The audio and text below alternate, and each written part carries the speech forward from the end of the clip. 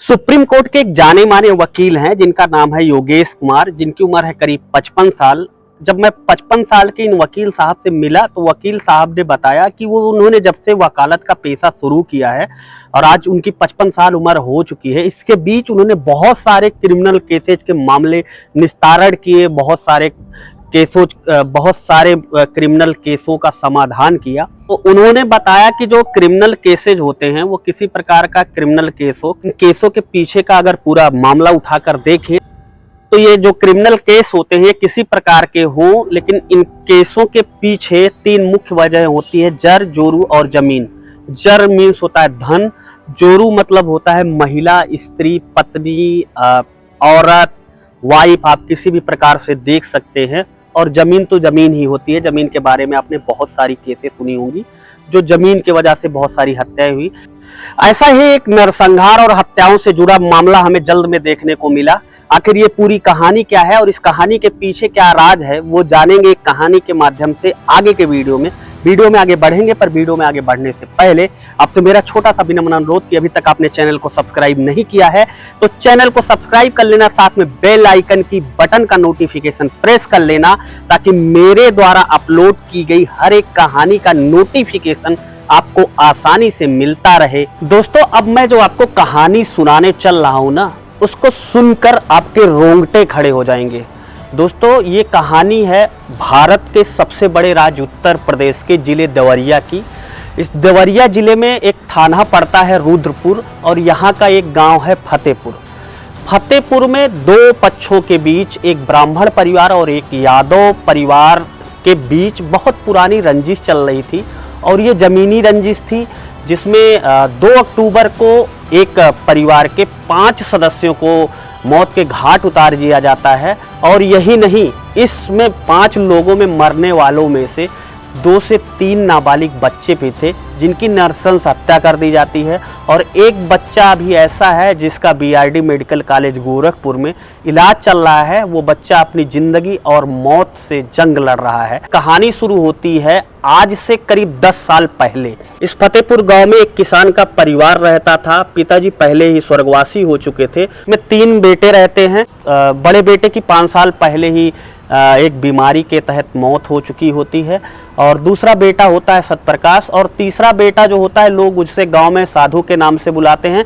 अमूमन आपने गांव में एक प्रवृत्ति देखी होगी कि जो लोग जिनकी शादियां नहीं होती हैं, बहुत समय बीत जाता है और उनकी शादी ना हो तो उन्हें गांव में अनेक नामों से बुलाया जाता है, जैसे साधु हो गए, पुजारी हो गए। बहुत सारी ऐसी पदवियां दी जाती हैं गांव में कि जिन्हें उनके नाम से बुलाया जाता है कि इनकी शादी नहीं हुई है। अब कहानी यहीं से स्टार्ट होती है। ग्राम सभा के बगल का एक गांव है जहां पर एक परिवार निवास करता है। परिवार आर्थिक रूप से बहुत समृद्ध है और राजनीतिक रूप से भी बहुत समृद्ध है। ये पूरे ग्राम सभा का प्रतिनिधित्व करने वाला प्रधान भी होता है। अब ये बातें धीरे धीरे चलती रहती हैं और जो सत्यप्रकाश दुबे जी होते हैं, इनके एक भाई की शादी नहीं हुई थी। तो शादी नहीं हुई थी तो इनके भाई ऐसे थे कि घुमक्कड़ी प्रवृत्ति के थे, जहाँ पाना वहाँ बैठ जाना, जहाँ पाना जिससे बात करना, अपना खाना पीना कहीं और खा लेना। कहने का मतलब उनके पास कोई जिम्मेदारी, कोई ऐसा कुछ नहीं था आगे पीछे जो सोचने वाला हो, जो इनको ये बताए कि भैया आपको यहाँ पे जाना है, ये करना है, ये नहीं करना है। देखा होगा कि पिता के ना रहने के बाद जमीनें वो पुत्रों में विभाजित हो जाती हैं। वो एक सरकारी प्रक्रिया है, उस सरकारी प्रक्रिया के तहत वो जमीनें अलग अलग अलाट हो जाती हैं। अब सतप्रकाश के छोटे भाई, जिन्हें साधु कहा जाता है, लोग उन्हें साधु के नाम से बुलाते हैं, उनके नाम भी टोटल 8 बीघे जमीन आती है। टोटल पिताजी के नाम 24 बीघे की खतौनी थी, जिसमें 8 बीघे इस साधु के नाम से आती है, जिनकी शादी अभी नहीं हुई होती है। अब होता क्या है कि साधु प्रवृत्ति के तो थे ही, अब उनका प्रधान के यहाँ आना जाना होता है और प्रधान जी उनको बराबर बैठाते हैं, खिलाते पिलाते हैं। कभी कभी लोग गांव में उनसे मजा भी लेते हैं कि साधु आपकी शादी करवा दूं। तो उनकी आदत ये थी कि जो भी उनकी शादी की चर्चा करता था तो वो 2-4 दिन उसके साथ घूमते टहलते खाते पीते थे। तो प्रधान जी ने भी कहा कि साधु भाई आपकी शादी करवा दूं। उन्होंने हाँ में सर हिलाया। इस प्रधान प्रेमचंद्र यादव के यहाँ लगातार खाना पीना खाते हैं और अपना जीवन यापन करते रहते हैं। अब लोग ये बताते हैं और मीडिया रिपोर्ट ये बताती है और घटना के तह तक जो लोग गए हैं वो ये बताते हैं कि अचानक एक दिन प्रेमचंद्र प्रधान जो थे उस ग्राम सभा के, वो अपनी गाड़ी पर सवार होकर तहसील लेकर जाते हैं। उसको वो जालसाजी करके अपने नाम पे वो रजिस्टर्ड करवा लेते हैं, अपने नाम पे उसका बैनामा ले लेते हैं। अब बैनामा लेने के बाद वो घर आते हैं और अचानक ये धीरे धीरे बात सत्य प्रकाश तक, यानी कि उनके बड़े भाई तक पहुंचती है। सत्य प्रकाश जब इसके बाबत प्रेमचंद्र अब जिला पंचायत सदस्य भी हो चुके थे, उनका क्षेत्र में एक नाम था, एक हनक थी। तो जब प्रेमचंद्र से इस बाबत पूछते हैं वो कि क्या आपने मेरे भाई से जो उसके हिस्से की ज़मीन थी आपने अपने नाम बैनामा करा लिया, तो उस समय लोग बताते हैं कि उन्होंने जिला पंचायत थे, अपने राजनीति समाजवादी पार्टी के नेता भी थे और प्रधान भी थे, तो उन्होंने बहुत ही बदतमीजी तरीके से बात की, गाली गलौज करके भगा लिया। और लास्ट में अब जब सत्यप्रकाश दुबारा नहीं रहता है तो वो अंततः थक हार कर देवलिया न्यायालय में एक आपत्ति दाखिल करते हैं कि मेरे भाई का दिमागी संतुलन ठीक नहीं था और उसे बहला फुसलाकर जबरदस्ती करके गलत तरीके से मेरे भाई के हिस्से की जमीन हमारे ग्राम प्रधान और जिला पंचायत सदस्य ने अपने नाम करा ली है। ये मामला कोर्ट में चलता ही रहता है, लेकिन प्रेमचंद्र यादव के पास दल बल और किसी प्रकार की कोई कमी नहीं होती है और अचानक वो एक दिन कई गाड़ियां और लाव लश्कर लेकर पहुंचते हैं और सत्यप्रकाश द्विवेदी के जो 8 बीघा खेत था उनके भाई का, उसको ज़बरदस्ती कब्जा कर लेते हैं। अब सत्यप्रकाश द्विवेदी जी चूँकि जिम्मेदार थे, उनके घर में पति पत्नी बच्चे भी थे, तो उस जिम्मेदारी में अपना लगे रहते हैं। अब अचानक धीरे धीरे ये बातें आपस में एक दूसरे से रंजिश में बदलती रहती हैं और रंजिश यहाँ तक बढ़ जाती है कि दुश्मनी एक दूसरे में ऐसी हो जाती है कि अगर पहला पक्ष पाए तो दूसरे की जान ले ले और दूसरा पक्ष पाए तो पहले पक्ष की जान ले ले। पर मेन मुद्दा होता है किसी भी झगड़े को करने के लिए, किसी भी मामले को करने के लिए पैसा और धन बल की, जो सत्य प्रकाश के पास प्रचुर मात्रा में नहीं था। 2023 को जब पूरा देश महात्मा गांधी और लाल बहादुर शास्त्री की जयंती मना रहा था और प्रशासनिक अमले में एक तरह की छुट्टी थी, सार्वजनिक अवकाश घोषित था, अब प्रेमचंद्र यादव को एक फोन जाता है कि जो आपने खेत लिखवाया था उनका दुबे जी का 8 बीघा उनके भाई का, वहाँ पे उन्होंने सागौन का बाग लगा रखा था, तो कोई आपके सागौन के पेड़ों को काट रहा है। अब प्रेमचंद्र यादव अपनी बाइक से वहाँ जाते हैं, उस खेत में जाते हैं यह देखने कि आखिर कौन है जो मेरे सागौन को काट रहा है।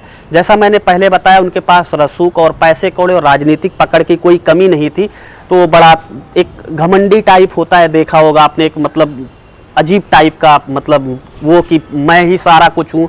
और कभी कभी यही चीज़ें दोस्तों ना इंसान को खोखला कर देती है, ख़त्म कर देती हैं।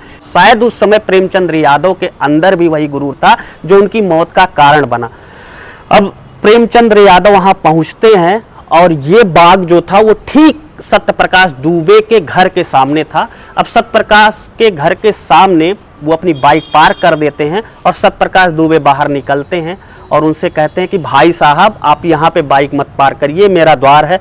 आपने देखा होगा गांव में घर के सामने जो जगह खाली होती है उसको हम द्वार बोलते हैं, तो ये मेरा द्वार है, आप यहाँ पे बाइक मत पार्क करिए। अब इस पे दोनों में तू मैं होती है और प्रेमचंद्र यादव सत्यप्रकाश दुबे को बिना कुछ सोचे समझे 2-3 हाथ रसीद कर देते हैं, 2-3 हाथ मार देते हैं। वे जब चिल्लाते हैं, तेजी से चिल्लाने लगते हैं, तो ये सब सारी बातें उनकी पत्नी के कानों तक पहुंचती है, जो घर के अंदर अभी चाय बना रही थी। सुबह का टाइम था, मैंने वीडियो में पहले ही बताया, चाय बना रही थी। अब जब वो बाहर आई तो चूंकि पहले से रंजिश थी, दुश्मनी भी थी, एक दूसरे से बहुत ज़्यादा जलन भी थी और ईर्ष्या भी थी। जब उनकी पत्नी आई तो उनके पति जो सत्यप्रकाश दुबे हैं वो भी अंदर घुस जाते हैं और दोनों धारदार हथियार लाते हैं, जिसे हम उत्तर प्रदेश की भाषा में हंसिया कहते हैं, जिससे धान घास और बहुत सारी घासें काटी जाती हैं। हंसिया लाते हैं और दोनों में जब आपस में शारीरिक तकरार होती रहती है, अचानक सत्यप्रकाश दुबे की पत्नी प्रेमचंद्र यादव के ऊपर पीछे से उसी हंसिया से एक वार के बाद कई वार करती हैं। चंद्र यादव वहां पर तड़पते तड़पते अपनी जान खो देते हैं। प्रकाश यादव की बॉडी जो थी वो काफ़ी हष्ट पुष्ट थी, वो काफ़ी स्वस्थ थे, तो उनकी बॉडी अकेले से नहीं उठ रही थी। तो सत्यप्रकाश दुबे और उनकी पत्नी ने उस बॉडी को खींच के, उस लाश को खींच के एक रास्ते में गली पड़ती थी उनके दरवाजे के सामने, वहाँ पे किया। जब ये बातें 1 घंटे बाद ठीक उनके गांव वालों को पता चलती है और उनके घर वालों को पता चलती है, और उनके घर वालों को ये पता चलता है कि हमारे घर का मुखिया जो पूर्व जिला पंचायत सदस्य और प्रधान भी था, जिसकी नृशंस तरीके से हत्या कर दी गई है, और वो भी सत्य प्रकाश दुबे द्वारा, तो वहाँ उनके गांव के लोग और उनके परिवार के लोग इकट्ठा होकर कई धारदार हथियार लेकर आते हैं और सबसे पहले वो दरवाज़ा खोलने की कोशिश करते हैं। सत्यप्रकाश दुबे अपने परिवार को लेकर कहीं भागे नहीं, सत्यप्रकाश दुबे वहीं पर थे और उन्होंने दरवाज़ा बंद कर लिया भीड़ को देखते हुए। पर भीड़ इतने गुस्से में थी, इतना आक्रोश में थी कि वो सत्यप्रकाश दुबे के घर के दरवाजे को तोड़ते हुए उनके घर में प्रवेश कर जाती है और सबसे पहले सत्यप्रकाश का कत्ल किया जाता है। उसके बाद उनकी 18 साल की बेटी का कत्ल किया जाता है और फिर एक बेटा जो और अभी सो ही रहा था, वो चिल्पों की आवाज़ सुन के जग जाता है। उस बेटे की भी नृशंस से हत्या कर दी जाती है। और एक बेटा और था कि गांव में सत्यनारायण की कथा कहने किसी घर में गया होता है, वो बेटा बच जाता है। बेटा जिसकी उम्र अभी 10-12 साल की है, वो बीआरडी कॉलेज गोरखपुर में अभी ज़िंदगी से अपनी सांसों की लड़ाई लड़ रहा है। दोस्तों, कहीं ना कहीं से ऐसे घटनाक्रम जो होते हैं वो कहीं ना कहीं से हमें एक सीख देते हैं। अब इसमें अगर गलती देखी जाए तो सबसे पहली गलती ये है कि जो कुछ किया प्रेमचंद्र यादव ने, वो नैतिक तरीके से, एक मानवतावादी तरीके से बिल्कुल गलत किया। बैनामा लेते हैं तो उसको हम कुछ धनराशि देते हैं जो रजिस्ट्रार के सामने नोट की जाती है। अब जांच में बहुत सारे तथ्य आने अभी बाकी हैं।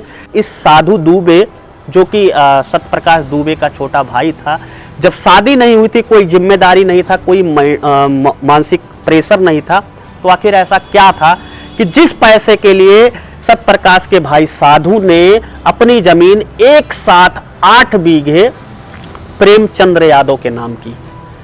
सवाल ये भी है कि उस दौरान जो पैसे के लेन देन किए गए, पैसे दिए गए, अब प्रेमचंद्र ने जब पैसे दिए होंगे रजिस्ट्री के टाइम में तो इकट्ठे तो दिए नहीं होंगे।